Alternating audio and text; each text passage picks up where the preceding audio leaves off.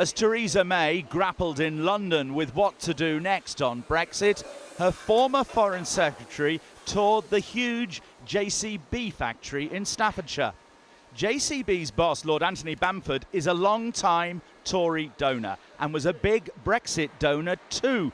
And he says his firm will benefit from Brexit. It was overwhelmingly likely, Boris Johnson said today, that Britain would get a deal, just not Mrs May's deal. And he said Britain should retain some of the divorce bill to get a long-term trade agreement. To put a tiger in the tank, to incentivise our friends, we should withhold at least half of that £39 billion until that deal is concluded. But what had been hugely trailed were Johnson's remarks on immigration. We know the way big corporations have held wages down, some of them, as they've had access to very, very big pools of labour from other countries.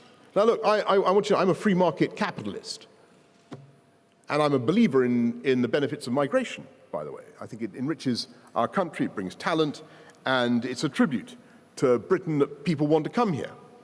But I think there's got to be a balance. And if an influx of labour is being used not only to prevent an investment in capital equipment, but also in skills and in the prospects of young people, then we need to think carefully about how we control immigration. Time to ask about his record on immigration. Mr Johnson, haven't you been all over the place on immigration in the last 5 years? 2013, you described yourself as the most pro-immigration politician in Britain. Then we had the referendum. I think I said roughly the same just now. But anyway. In 2016, the referendum, you and your chum Dominic Cummings in the Vote Leave campaign suggested 80 million Turks would come to this country if we stayed in the EU, which was absurd then and is absurd now. And doesn't all of this show you'll say anything just to win an election, in this case, the Conservative leadership election? Well, I didn't say anything about Turkey in the. Well, that was the campaign you led. Well, that was the Vote Leave campaign you led. I didn't say anything about Turkey, and I think anybody who's followed my utterances over the last 20 years will know that I'm always been in the camp of those who defend. So do you disown those remarks? Then? Do you disown them? Since I made no remarks, I can't. No, but your campaign did. The Vote Leave campaign did. Well, I didn't make any remarks about Turkey. But do you disown them? You were the leader of the Vote Leave campaign. You do me too much honour. I was happy to support Leave, and I did. I happen to think that immigration can be a wonderful thing for our country, but as I said time and time again, it's got to be controlled. Yet Johnson there today was strangely coy about his role in Vote Leave.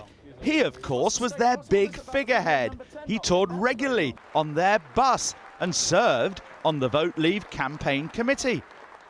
These are just some of the many different digital ads about Turkey, warning about possible Turkish immigration, which Vote Leave pumped out to millions of voters. Some were part of the £3 million spending blitz, which Vote Leave strategist Dominic Cummings organised in the final few days. 4 times today, Johnson told me he'd said nothing about Turkey during the referendum. But the Channel 4 News fact-check team quickly found that is just not true. Take these TV debates. And this map shows in red Turkey, but the only countries named in this map are Syria and Iraq. That's scaremongering, Boris, and you should be ashamed. All right, Gisela. It's government policy. It's government policy. As far as I know, last time I looked, the government wants to accelerate Turkish membership. We should be, I think, outside the EU, and I think Turkey. Do you want Turkey in? Provided we come out. Oh, well, there we have it. I'm all in. It was the scheme. I'm all in favour of Turkey coming in, but I want us to come out. At one point, Johnson and Michael Gove wrote this letter to David Cameron about Turkey. The public will draw the reasonable conclusion that the only way to avoid having common borders with Turkey, they wrote, is to vote leave and take back control. Look at that. Johnson himself has Turkish ancestry, and earlier in the referendum, the press quoted him as saying, I am very pro-Turkish, but what I certainly can't imagine is a situation in which 77 million of my fellow Turks and those of Turkish origin can come here without any checks at all. That is mad. That won't work. After Johnson's Q&A today, I tried to put that quote to him. Now here you are, Mr. Johnson. April the 17th, you said, I'm very pro-Turkish, but what I certainly can't imagine is a situation in which 77 million of my fellow Turks and those of Turkish origin come here without any checks at all. You said this is mad, that won't work. You said it was mad, Mr. Johnson. It was perhaps not the best way to end what some saw as Boris Johnson's latest leadership bid. Well, meanwhile, Theresa May in Downing Street has continued her meetings to try and resolve the Brexit crisis, not with opposition politicians today, and certainly not with Jeremy Corbyn, but with Conservative colleagues, mainly pro-Brexit Conservative colleagues, Ian Duncan-Smith, Michael Gove, Jeremy Hunt, Chris Grayling and Sajid Javid among them. Not so far as we know with anybody from the Conservatives who are in favour of a second referendum. There have also been many reports today of civil servants preparing for a possible snap election. Boris Johnson in Staffordshire today said he thought that was a very bad idea, and Mrs May's spokesman said that that was not going to happen, that the next election wouldn't be until the due date of 2022. But I suppose, given what happened 2 years ago, that's about as reliable as a football club chairman voicing full confidence in the team manager. Thanks, Michael. Well, at the end of a tumultuous week, what do voters in Wales, Scotland and Northern Ireland make of the chaos at Westminster and the tortuous Brexit progress? A new group, Right to Vote, which is campaigning for a second referendum, has carried out a survey which found 69% of voters in Scotland think Brexit would make Scottish independence more likely within 10 years. Almost two-thirds of those polled in Northern Ireland thought that Brexit made a united Ireland more likely in the same time frame. But in Leave supporting Wales, just over a third thought that Brexit would see it sever its ties with the UK. Well, one of the founding members of this new lobby group, Right to Vote, is the Conservative MP Sam Gyimah, and he joins me now from Surrey. Why can't you just join people's votes? Isn't that what you want? Why have you got this new group on the right? Well, this group was founded by my colleague, Dr. Philip Lee, to make the Conservative case for a second referendum. If the deadlock in Parliament persists and there are no other alternatives, what we are saying is that we shouldn't close the door on a second referendum to let the people back in the process to have a final say on Brexit. Now, you heard Boris Johnson today making his pitch for leadership, and you'll have heard our explanation of why what he said was completely untrue. What do you make of it? And would you stay in the Conservative Party if he were to become the next leader? Dominic Griever said he'd leave. Look, I'm not really interested in commenting on hypotheticals, but also Boris Johnson. I think part of the issue with this whole Brexit saga is there's so much focus on personalities, when actually what the people need are to hear the trade-offs, the difficulties, the challenges in delivering Brexit. I mean, you mentioned the poll at the top of this programme about Scotland, Northern Ireland and Wales. And what that tells us, and I think that is what is important... Yeah, but you've got to meet Boris Johnson somewhere in the middle, haven't you? As a United Kingdom. I mean, the point is you've got to be able to agree with Boris Johnson at the end of the day what Britain's going to do. So, you know, what talks have you had that suggest any Boris kind Johnson of... on what? Well, that's what I'm asking you.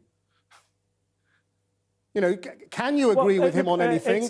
Can there be any compromise? What have you said today to the Chief Whip and others in your talks? Right, OK, if you want to talk about cross-party talks, I fear that I do not see a compromise coming out of them. The reason for that is that the government has not made an offer to people who've got different views. Instead, what seems to be happening is the talks are a process for which the government wants to reiterate its existing position. But the government's deal went down to a historic defeat. So what you've got is you've got these so-called talks, which have turned into an elaborate lobbying exercise over cups of coffee. So you've got Theresa May, who is not listening. She hasn't made a big offer. There is no clear process. And you've got Jeremy Corbyn, who's saying he wouldn't talk without preconditions. So I do not see this as a recipe for producing consensus in Parliament, which is what we need. Now, it is not surprising at some level because there is deadlock. And why is there deadlock? There is deadlock because we have a hung Parliament. There is deadlock because there are many different flavours of Brexit. Well, let's come to how we break the deadlock. I mean, do you agree, like, with some of your colleagues who are saying MPs now need to take control of what happens in Parliament, that you should now have the right to lay down legislation, take that away from the government? If that proposal is put to Parliament next week, will you back it? Yeah, I think there needs to be a much stronger role for Parliament to contribute to the Brexit process. And the reason for that is there is no deal that can pass through Parliament purely on Conservative votes. Any deal that gets through Parliament will have to be on a cross-party basis.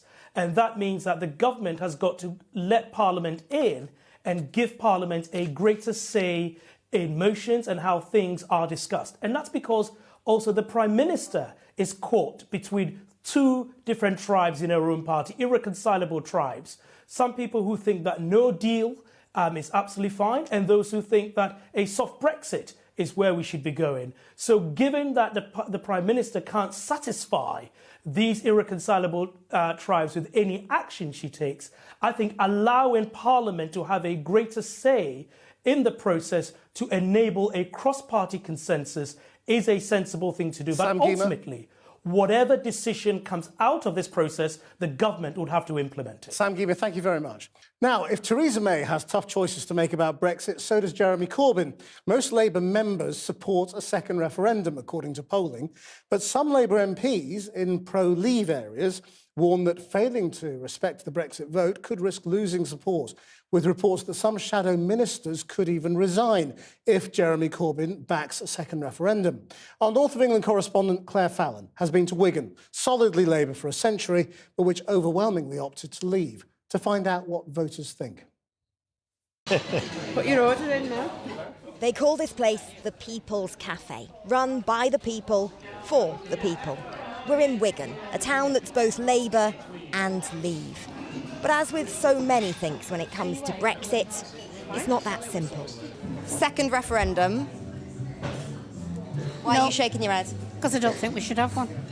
I actually was a Remainer, and I would vote Remain again. But we've had a democratic vote, and I don't think we should have another one. The thing a lot of people say is that to have another referendum, people who voted Leave would see that as a massive betrayal, as undemocratic. Well, I was one of the persons that voted for Leave, and I agree that it's undemocratic, but with the way things have gone and the confusion with all the MPs and everything else, it's just gone chaotic. We voted. What are you voting again for? For somebody to change their mind? I don't think you would change your mind. If anything, you'd go the opposite way. And I've just made the topic here. I don't think all those young people which voted for Corbyn in the next I don't think they'll vote for him. And there's the problem for Labour. While many push for Jeremy Corbyn to firmly support the so-called People's Vote, it's claimed that could spark a flurry of resignations from his front bench.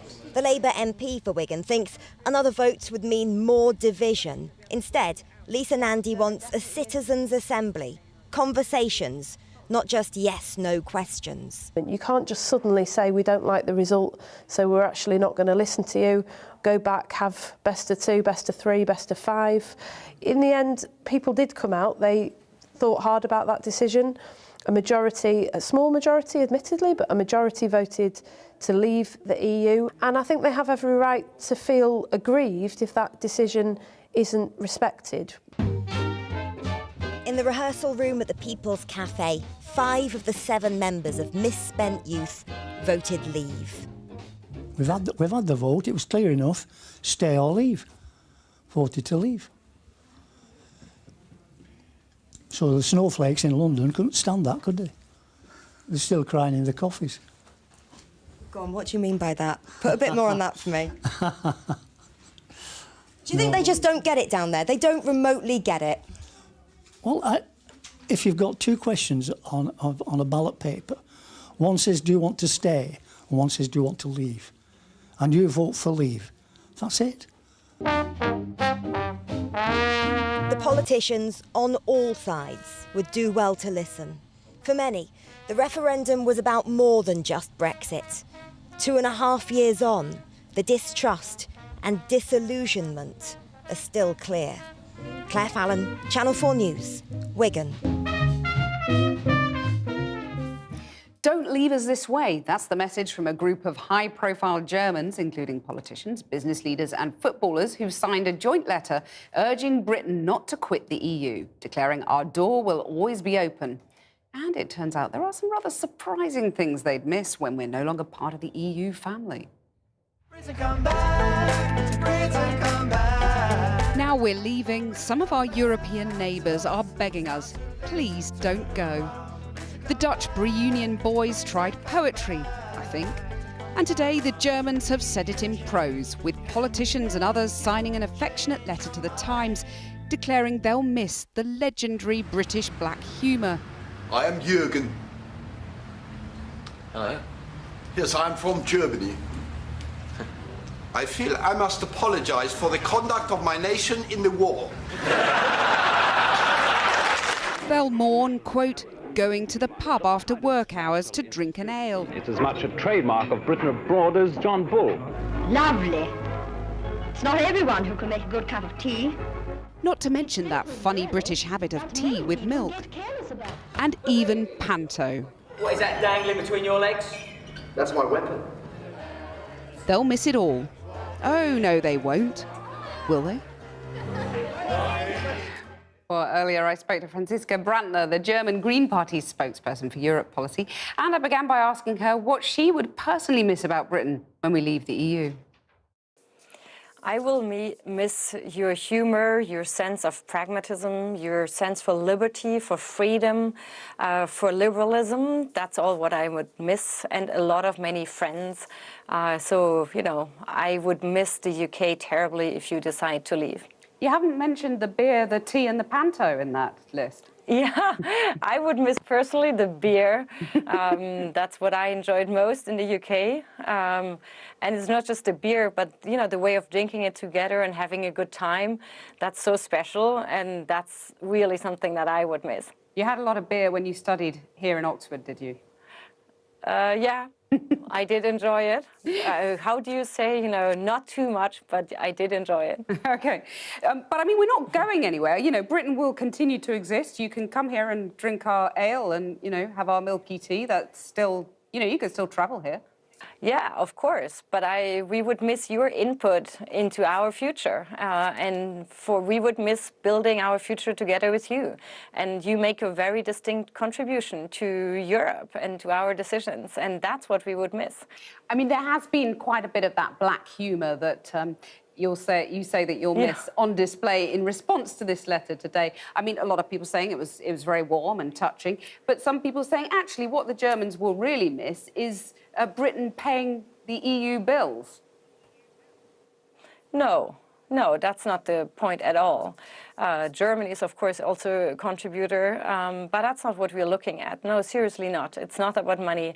It's about building our future together. And we believe that we're better together and not alone. And, you know, I know it's your decision as British citizens, as British decision makers, and we can't take that decision for you. But in taking that decision, we just wanted to let you know that we would be happy if you stayed. Is it a little bit late for this outbreak of friendship, though? Because, I mean, when, for example, the former Prime Minister David Cameron implored Angela Merkel to try and reform the EU, for example, on freedom of movement, she sent him away with a flea in his ear, and many people would say, well, that's why Brits voted to leave the EU.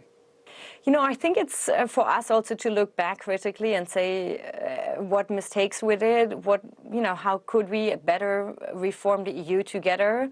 And I think, it's time for everybody at this moment of, crisis and not clarity about where to go, to look back and see where did we do mistakes, what can we learn, and how can we go forward.